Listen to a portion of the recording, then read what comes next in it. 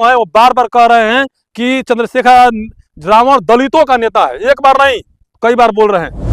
मैं कहूँ तो होटल में खाली आराम करने वाले हैं। बहुत बड़ी बात कह रहे हैं। सही बोल रहा हूँ ना। मैं प्रमाणित के साथ गलती उन्होंने बोला कि मैं उपचुनाव नहीं लड़ूंगा, लेकिन बाकी जो मेन स्ट्रीम मीडिया है बसपा को कभी भी डैमेज करने के लिए निगेटिव खबर दिखाता है। यादव के अलावा इधर रामगढ़ क्षेत्र में चाहे अमिका सिंह यादव के अलावा रामगढ़ क्षेत्र में पिंटू यादव के अलावा कोई वैसा कैंडिडेट नहीं दिख रहा है जो आरजेडी उतार सके। संसद में गए, फिर उनका भाई भी आ गया विधायकी में, उनका जो है कि पिताजी प्रदेश अध्यक्ष बने हुए हैं आरजेडी में, यानी कि उनका पूरा खानदान ही चल रहा है, जिसको हम लोग बोलते हैं परिवारवाद।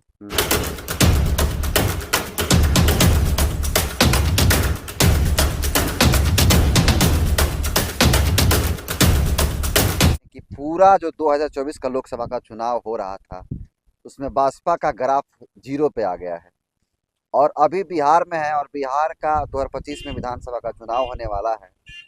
2025 में बसपा का परफॉर्मेंस क्या रहेगा ये वही बता सकते हैं जो ग्राउंड पे जाते हैं, और ग्राउंड पे जाते हैं इस देश के पत्रकार लोग। अभी हमारे साथ एक पत्रकार हैं, इनका नाम गिरिजा प्रसाद जी है और ये बदलते भारत खबर चलाते हैं। इनसे जानेंगे, ग्राउंड रिपोर्टिंग करते हैं और ये खुद जानेंगे कि बसपा का ग्राफ उतरेगा या फिर 0 पे ही आउट हो जाएगी। 2024 में बसपा 0 पे आ गई। लोकसभा चुनाव में बसपा 0 पे आ गई, एक भी एमपी नहीं है अभी प्रेजेंट में। बिहार में 2025 में चुनाव होने वाला विधानसभा का, क्या लग रहा है बसपा की स्थिति कैसी रहेगी? देखिए, पिछले मैं कई साल चुनाव कवर कर रहा हूँ, उस साल के हिसाब से इस बार चुनाव जो है कि बहुत बेहतरीन होने जा रहा है बसपा के लिए बहुत बढ़िया होने जा रहा है। क्योंकि बिहार में बसपा का कोई जनाधार नहीं था। पहले कभी 5 प्रत्याशी जीता हुआ करते थे, लेकिन उसके बाद जो है कि बड़ा पैराग्राफ डाउन होते गया। लेकिन इस बार जो 2024 के जो उपचुनाव हुआ और फिर इससे पहले जो 2020 में जो चुनाव हुआ था, उसको लेकर के ये बात तय है कि बिहार में बसपा का जनाधार मजबूत स्थिति में जा रहा है। कैसे कह सकते हैं, आधार क्या है इसका? आधार यह है कि आप लोग रामगढ़ विधानसभा में घूमे होंगे, जिस जगह पर हम खड़े हैं रामगढ़ विधानसभा है, और इसमें आप लोगों को देखे होंगे कि बहुत बढ़िया वोट परसेंटेज आया हुआ है। लगभग कि इस बार जो उपचुनाव हुआ है, हालांकि बसपा कभी उपचुनाव लड़ती नहीं थी, लेकिन इस बार उपचुनाव लड़ी, उपचुनाव में सबसे बेहतर परफॉर्मेंस लेकर आई है। 61,000 वोट लेकर आई है, तो कोई कमती बात नहीं है। हालांकि कभी 34,000, 35,000, 36,000 से इससे पार नहीं होती थी, लेकिन इस बार जो है कि बहुत बढ़िया परफॉर्मेंस की है बसपा। लोगों का ऐसा कहना है कि जब 2025 का चुनाव होगा तो उस समय आरजेडी भी चूंकि मजी हुई पार्टी है और काफी जड़ जमा कर रहती है इससे पूरे बिहार में, तो इस समय देखा कि यादव प्रत्याशी था तो यादव समाज के लोग यादव के पक्ष में थे, आरजेडी से थे राजपूत समाज से, और भीम आर्मी भी कैंडिडेट यहाँ पे उतारी थी, भीम आर्मी ने हटा लिया अपना कैंडिडेट। इस तरह से यादव वोट ट्रांसफर हो गया बीएसपी को, और जो बीएसपी का जो वोट कटने वाला था भीम आर्मी की वजह से, वो भी अपना प्रत्याशी वापस ले, तो इसके वजह से जो है इतना वोट पड़ गया सतीश यादव और पिंटू यादव को। इसको कैसे देखते हैं? नहीं, देखिए, भीम आर्मी तरह चुनाव लड़ती नहीं थी।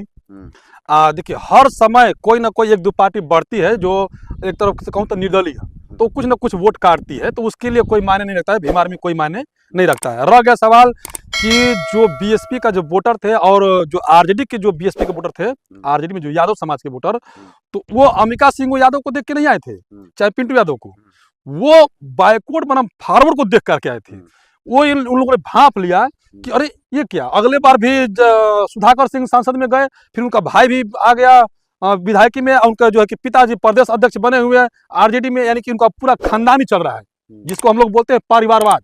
वो परिवारवाद चल रहा है। तो यादवों को कुछ बात समझ में आने लगी, ये चीज वो जो समझ में आने लगी, तो उन्होंने तुरंत छिटक करके जो है कि बीएसपी में अपना रुख बदल लिया कि यहाँ पर जो है कि अमिका सिंह यादव को भतीजे पिंटू यादव को। लेकिन आरजेडी इस बार यादव प्रत्याशी उतार देगी, तब क्या होगा बीएसपी का? देखिए, यादव प्रत्याशी उतार देगी तो बीएसपी में एक तो माहौल थोड़ा खराब होगा बीएसपी का। खराब कब होगा? जब कोई वैसा प्रत्याशी आएगा तो। हालांकि अभी भी बीएसपी के जो पिंटू यादव के अलावा इधर रामगढ़ क्षेत्र में, चाहे अमिका सिंह यादव के अलावा रामगढ़ क्षेत्र में पिंटू यादव के अलावा कोई वैसा कैंडिडेट नहीं दिख रहा है जो आरजेडी उतार सकेगी। उतारेगी तो उसको नुकसान ही नुकसान, अपर कास्ट को उसको वोट नहीं मिलेगा।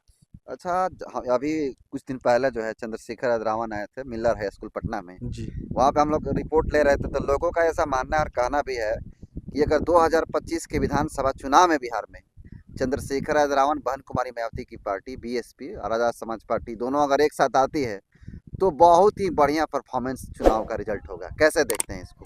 देखिए, लोगों का मानना जो अलग अलग है अपने तरीक़े से, लेकिन हम लोग जो ग्राउंड पे घूमते हैं तो बसपा का वोटर ही भीम आर्मी का वोटर है, यानी आजाद समाज पार्टी का वोटर है। तो उसमें कोई तब्दील नहीं होगा। लोग भले ऐसा अपना अपना अनुमान लगा लें, लेकिन मैं भी जब कवर करता हूं तो उसमें यह दिखता है, मैं पूछता हूं कि आप आजाद समाज पार्टी की रैली में आए हैं, वोट किसको देंगे? तो लोग बोलते हैं बहन जी को वोट देंगे, बसपा को वोट देंगे। भीम आर्मी से लोग जुड़े हुए हैं, ये बात तय है कि भीम आर्मी से जुड़े हुए हैं क्योंकि संगठन के माध्यम से, लेकिन वोट जो है कि वो बसपा को ही देते हैं और उसमें बंटवारा होने वाला नहीं। हाँ, इक्का दुक्का मैं पहले बताया कि कहीं छटकता है तो उसके लिए मैं मायने नहीं रखता हूँ इसको। गठबंधन से कोई ताल्लुक नहीं है। अच्छा, बहन जी। कुमारी मायावती जब उपचुनाव हुआ, जी। उपचुनाव के जैसे यूपी में भी हुआ और जी। यहाँ पर भी हुआ, जी। बिहार में भी 4 सीटों पे, तो बहन कुमारी मायावती जब चुनाव में हार हो जाता है, करारी जब हार होती है, एक भी सीट नहीं आता है, तो बहन कुमारी मायावती प्रेस कॉन्फ्रेंस करके ये सूचना देती हैं और ये फैसला लेती कहती हैं कि अब कोई भी उपचुनाव बहन कुमारी मायावती नहीं लड़ेगी और न बसपा बहुजन समाज पार्टी लड़ेगी। तो कहाँ तक देखते हैं सही है, जो सही है कि उपचुनाव नहीं लड़ना है? देखिए, ऐसा है ना, बहुजन समाज पार्टी गरीबों की पार्टी है। लोग इतना दिखाता है निगेटिव रूप से मेन स्ट्रीम मीडिया कि अब तो बसपा चुनाव लड़ेगी ही नहीं, लेकिन अभी मान लीजिए पिंटू यादव चुनाव लड़े, उनके कितना पैसा खर्चा हुआ, ये तो कहो कि जनता उनको जिताया, खड़ा कराया था। अगर फिर तुरंत तत्काल चुनाव होने लगा है, अब वो कैसे चुनाव लड़ेंगे लगातार? तो वैसे बहुजन समाज पार्टी गरीबों की पार्टी है। वो उपचुनाव इसलिए लड़ती है कि जो आम चुनाव होगा उसमें पूरी मजबूती तरीका से और दमदारी तरीके से चुनाव लड़ाया जाएगा। इसके चलते उन्होंने बोला कि मैं उपचुनाव नहीं लड़ूंगा। लेकिन बाकी जो मेन स्ट्रीम मीडिया है, बसपा को कभी भी डैमेज करने के लिए निगेटिव खबर दिखाता है, तो इससे आप लोग इत्तेफाक मत रखिएगा। बहन कुमारी मायावती ने ये आरोप लगाया है कि अगर सही तरीका से अगर चुनाव नहीं होगा तब तक उपचुनाव नहीं लड़ेंगी। तो उस हिसाब से जो आरोप लगा रही हैं कि सही तरीका से चुनाव नहीं हो रहा है, ईवीएम पर भी आरोप लगा हाँ रही हाँ, हैं, जी तो जी। इस हिसाब से विधानसभा का चुनाव नहीं लड़ना चाहिए, ना ही लोकसभा का नहीं ही नहीं, चुनाव। देखिए ऐसा है ना कि मैंने बताया वही कारण है, लेकिन मान लीजिए कि कोई भी अपना पार्टी का मेन चीज़ नहीं बता सकता है कि मैं इस कारण से नहीं हो रहा हूँ, लेकिन ईवीएम में कहीं ना कहीं है धांधली। आप लोग देखे होंगे कि मीरापुर में, कुंदरकी में, फूलपुर में, ऐसे तमाम जगह पर ईवीएम में कहीं ना कहीं लोचा पाया गया और प्लस जो दलितों का वोट नहीं डालने दिया गया, खुद समाजवादी पार्टी के जो लोग हैं उनको वोट नहीं डालने दिया गया, फिर ऊपर से मुस्लिम समाज के लोगों को वोट नहीं डालने दिया गया। तो ऐसे तमाम तरह की धांधली हो रही है, लेकिन वो अपने जगह पे है। ईवीएम का जो जो मेन वोट है, ईवीएम से जो कन्वर्ट करना वो अलग है। ईवीएम में धांधली हो रही है, इसको मानना पड़ेगा। लेकिन मान लीजिए हम किस तरह से हम नहीं, अगर मान लो चुनाव मैं नहीं लड़ता हूँ तो किसी को वोट भर दे देंगे जीतने के लिए, किसी भी पार्टी को। तो ऐसा नहीं है, चुनाव लड़ेगी मायावती जी। वो केवल उपचुनाव की ऐसी बात हो रही थी, लेकिन हवा लोग सभी को दे रहा है कि मायावती जी चुनाव नहीं लड़ेगी, ऐसा थोड़ी होता है। अच्छा, लगातार बसपा का ग्राफ गिर रहा है, इसका मेन कारण है कि बस मेन कारण क्या है जिसकी वजह से बसपा का ग्राफ इतना गिरता चला जा आपने सही सवाल किया कि ग्राफ गिर रहा है। देखिए, इसका मेन सवाल, हम लोग ग्राउंड पर जब घूमते हैं ना, तो वाकई में देखने को मिलता है कि बसपा के जो मेन कार्यकर्ता हैं, जो प्रखंड लेवल पर होते हैं या फिर विधानसभा के लेवल पर होते हैं, वो कभी ग्राउंड पे जाते नहीं हैं। किसी के दुख सुख में नहीं। हो सकता है मेरा वीडियो देखें वो लोग, उनको तकलीफ लगे, लेकिन सच्चाई है। आप जिस रामगढ़ विधानसभा में हैं, ये केवल बसपा का कोर वोटर ही है जो दे देता है, बिना बोले दे देता है वोट।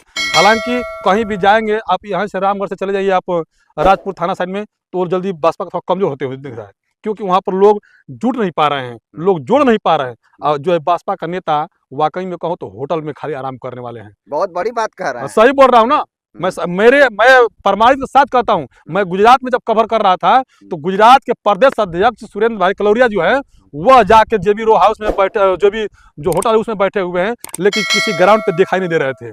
जब चुनाव आएगा 2 दिन पहले, तो आप 2 दिन में कितने लोगों को जोड़ सकते हैं बताइए आप ही।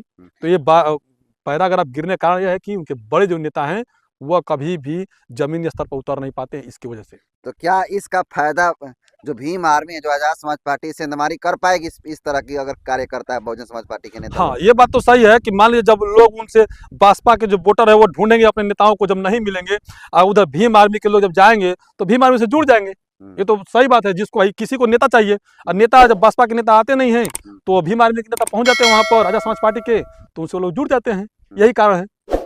तो बिहार में इस बार परफॉर्मेंस अच्छा होने वाला है? बिहार में देखिए, बेहतर बसपा का बिहार में बेहतर परफॉर्मेंस होने वाला है। चंद्रशेखर आजाद रावण को आने से कोई फर्क नहीं पड़ेगा। और चंद्रशेखर आजाद रावण को क्यों लाया गया, चंद्रशेखर आजाद रावण क्यों आए, ये भी मैं बताता हूँ आपको। बता दीजिए। चंद्रशेखर आजाद रावण बिहार में अपना कदम इसलिए रख रहे थे और रख नहीं रहे थे, उनको रखवाया गया था वहां पर। बहुत बड़ी बात कहा। हाँ बिल्कुल, संविधान रैली के नाम पर उनको रखवाया गया था चिराग पासवान को डैमेज करने के लिए। दलित कोई वोटर है, आपने सुने होंगे, मेरे वीडियो पर जाकर देख लीजिएगा बदलते भारत पे।